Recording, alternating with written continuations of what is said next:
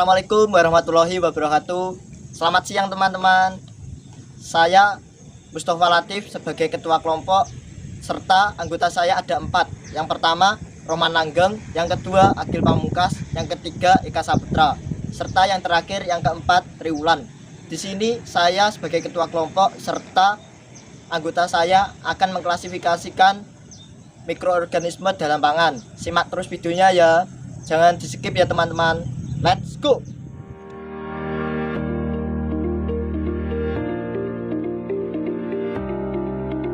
Klasifikasi mikroorganisme dalam pangan.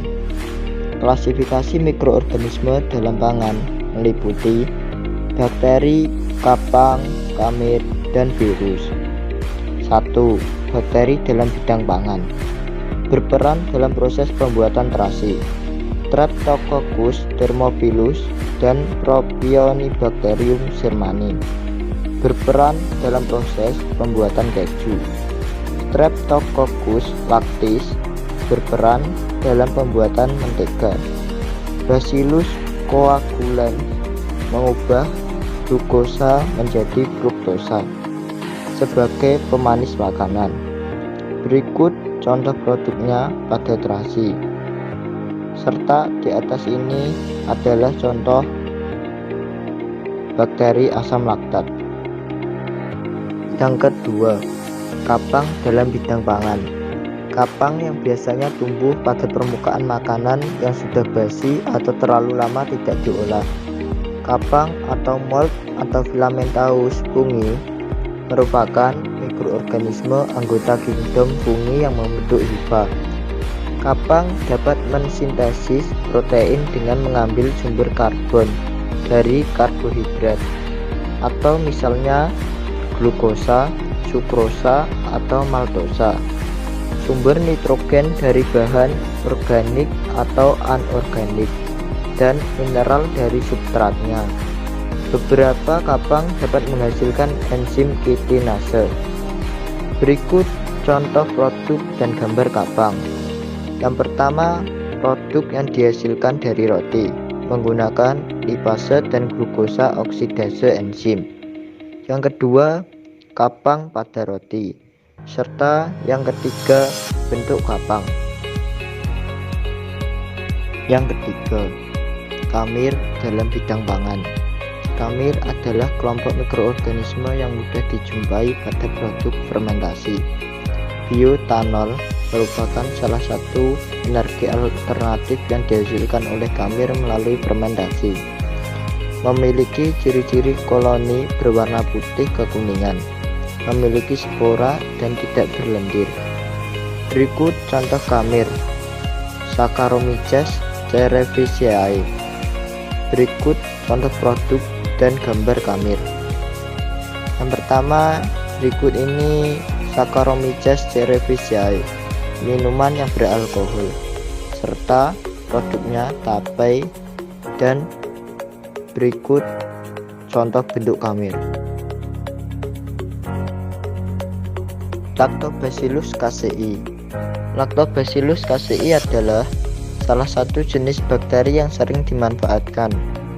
Bakteri tersebut merupakan bakteri yang mampu menghasilkan asam laktat, serta berdasarkan penelitian lebih lanjut, bakteri tersebut juga sangat bermanfaat bagi sistem pencernaan manusia dan membantu membatasi pertumbuhan bakteri patogen dalam usus. Lactobacillus casei justru menawarkan perlindungan terhadap penyakit. Bakteri ini berguna untuk menghambat bakteri jahat berkembang biak dan menyebabkan infeksi dalam tubuh Anda. Bakteri baik yang menguntungkan untuk tubuh manusia juga disebut dengan istilah probiotik. Bakteri ini banyak digunakan dalam industri makanan. Biasanya digunakan untuk membantu proses fermentasi dalam pembuatan yogurt dan keju. Berikut contoh produk dan bakteri Lactobacillus casei. 1. Keju. Dan berikut contoh bentuk Lactobacillus casei.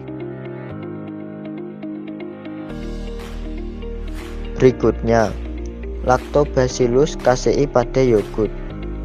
Bakteri yogurt yang umum digunakan adalah Lactobacillus bulgaricus dan Streptococcus thermophilus.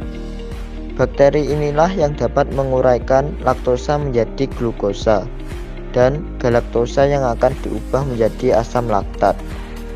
Upaya untuk menghasilkan asam laktat yang lebih banyak dalam yogurt dengan cara menambahkan kultur starter yaitu Lactobacillus casei dalam yogurt. Kombinasi ketiga bakteri ini diharapkan menghasilkan yogurt yang lebih berkualitas.